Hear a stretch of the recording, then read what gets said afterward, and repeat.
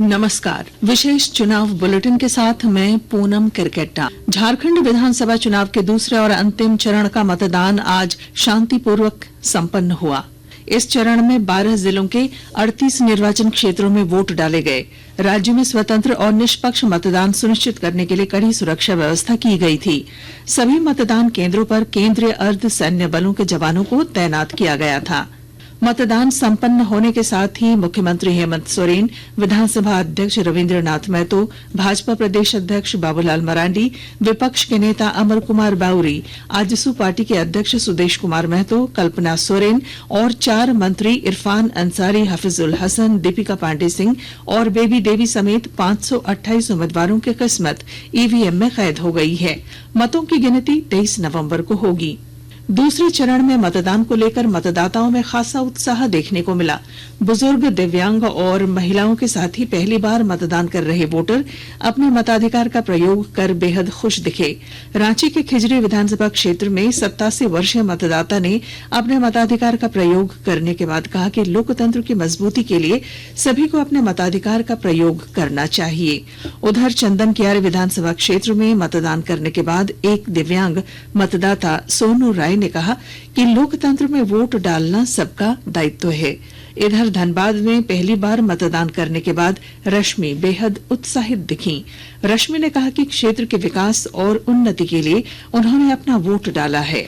राज्य में हुए दूसरे और अंतिम चरण के मतदान के बाद एनडीए और इंडिया गठबंधन के नेताओं ने अपनी अपनी जीत के दावे किए हैं।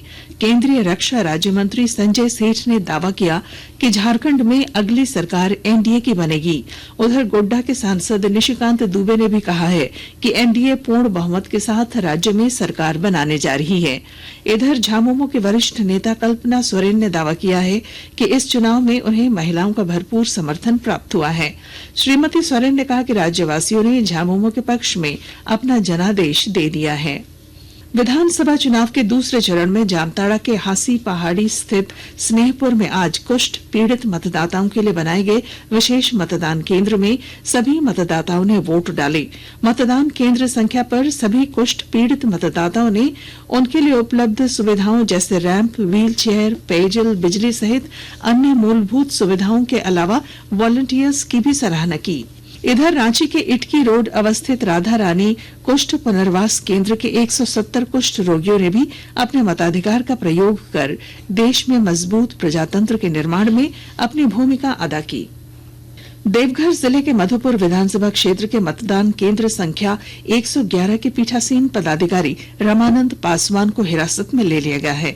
अपर मुख्य निर्वाचन पदाधिकारी नेहा अरोड़ा ने इसकी पुष्टि की है। उन्होंने बताया कि रामानंद पासवान पर चुनाव की गोपनीयता भंग करने का आरोप है। झामुमो ने धनवार से बीजेपी उम्मीदवार बाबूलाल मरांडी के खिलाफ चुनाव आयोग में शिकायत की है। शिकायत में कहा गया है कि धनवार विधानसभा क्षेत्र में भाजपा के अधिकृत प्रत्याशी बाबूलाल मरांडी द्वारा मतदान के समय आदर्श चुनाव आचार संहिता का उल्लंघन किया गया है। उन्होंने मतदान के दौरान अपनी तस्वीर खिंचवाकर सार्वजनिक की, जो पूर्णतः आदर्श चुनाव आचार संहिता के विरुद्ध है। राज्य में चुनाव की घोषणा के बाद अब तक 200 करोड़ रुपए की अवैध सामग्री और नकदी जब्त की गई है। मुख्य निर्वाचन पदाधिकारी के रवि कुमार ने ये जानकारी दी। उन्होंने यह भी बताया कि आदर्श आचार संहिता उल्लंघन के अब तक 90 मामले दर्ज किए गए हैं।